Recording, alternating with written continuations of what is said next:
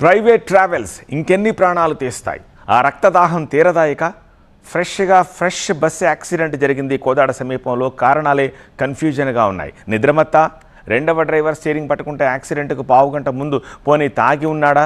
అదేం లేదంటున్నారు ప్రయాణికులు. రోడ్డు మలుపులు తిరిగి ఉంది కాబట్టే ప్రమాదమా? అది హైవే, స్ట్రైట్ రోడ్ వే. మరి ఇంకేమిటి కారణం? స్పీడ్, అదొక్కటే రీజన్ కనిపిస్తోంది. కారణాలేమో కానీ చనిపోయిన ఆ 6 కుటుంబాల కన్నీళ్లు చూస్తే మాత్రం గుండె తరుక్కుపోతుంది. చనిపోయింది కూడా మామూలుగా కాదు, మాంసపు ముద్దలు రోడ్డుపై ఎగిరిపడ్డాయి. మెదడు బయటకొచ్చింది, శరీరం నుజ్జు అయిపోయింది. భీతావహం ఆ ప్రమాదం. పేరు నాగేంద్ర బాబు, వయసు 28 ఏళ్లు. ఒక్కగానొక్క నలుసు. ఆ అమ్మ వెక్కి ఏడుస్తోంది కొడుకు మరణ వార్త విని.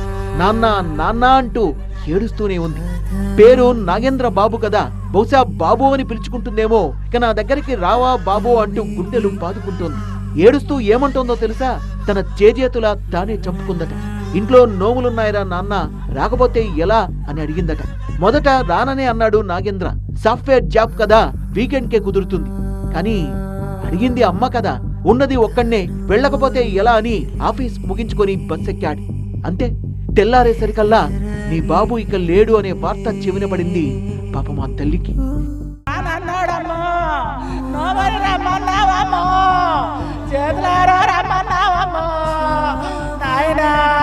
మనోరు బస్ ఎక్కినా పోయేదమ్మో, సీటు దొరకలేదన్నాడమ్మా. సీటమ్మా ఎత్తేసుకుంటా వచ్చింది అన్నాడమ్మా. ఈ అమ్మకి నాన్నకి నాగేంద్రే జీవితం. ఇంకెవరున్నారా కుటుంబానికి?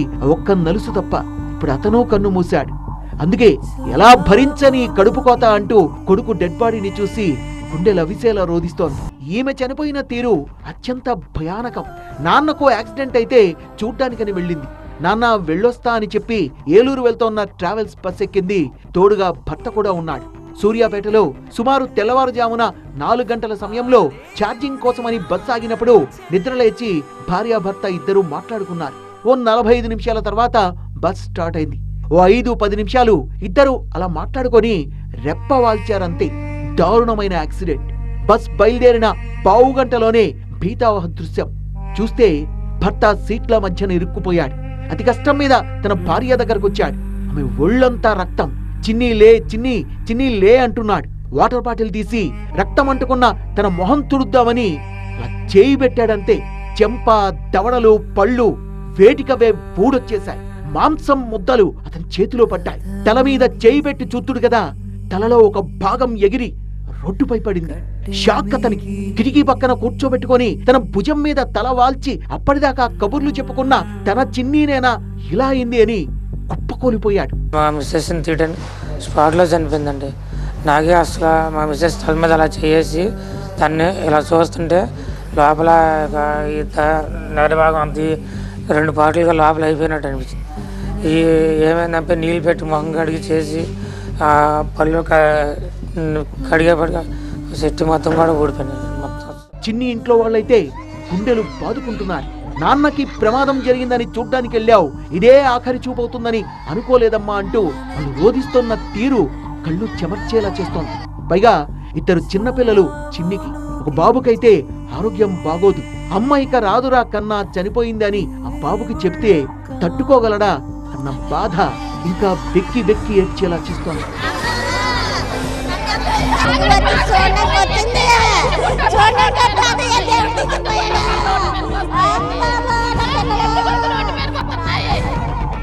ఇద్దరు పిల్లలండి, ఇద్దరు పాపలేనండి, చిన్న పిల్లలండి. ఒకరికేమో 10, ఒకరికేమో తిని.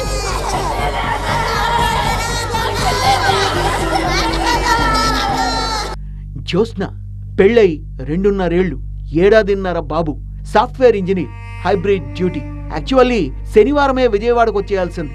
కానీ సోమ, మంగళవారాలు జాబ్ చేసి ఒకేసారి 5 రోజులు వర్క్ ఫ్రం హోమ్ చేయొచ్చు కదా అని ప్లాన్ చేసుకుంది. ఆఫీస్ అవగానే డైరెక్ట్ గా బస్ ఎక్కింది. తన చిన్ని తండ్రికి వీడియో కాల్ చేసి అమ్మ వచ్చేస్తోందిరా కన్నయ్య, ఉదయాన్నే వచ్చేస్తా అని ఫోన్ పెట్టేసింది. సరిగ్గా 4 గంటల 48 నిమిషాలకి తన బ్రదర్ కి ఓ మెసేజ్. అది క్రాష్ మెసేజ్. ఏదో ప్రమాదం జరిగింది అని జ్యోత్స్న ఐఫోన్ నుంచి మెసేజ్ వెళ్ళింది.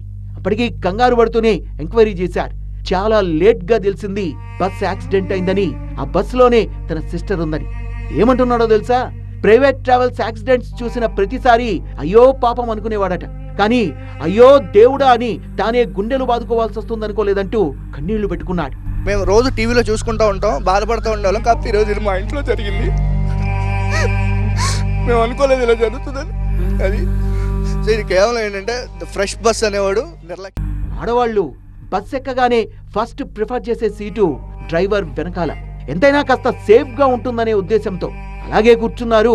అలా కూర్చున్నందుకేనేమో మొత్తం 6 చనిపోతే అందులో 5 ఆడవాళ్లే ఉన్నారు.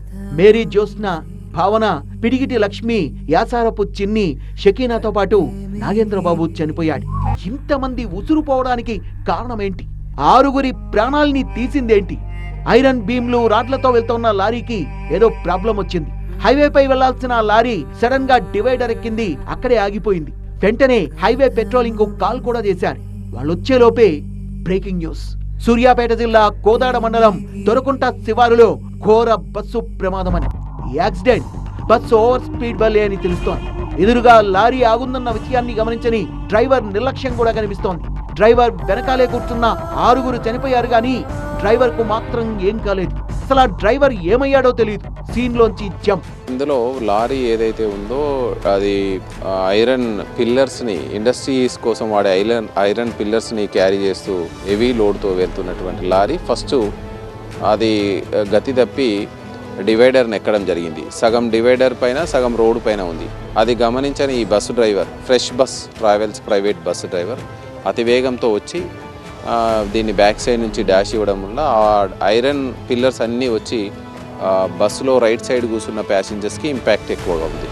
ఆగి ఉన్న లారీనే ప్రమాదానికి కారణం. బట్ దానికంటే కూడా ఆ విషయాన్ని గమనించని బస్ డ్రైవర్దే అతిపెద్ద నిర్లక్ష్యం నేరంగా కనిపిస్తోంది.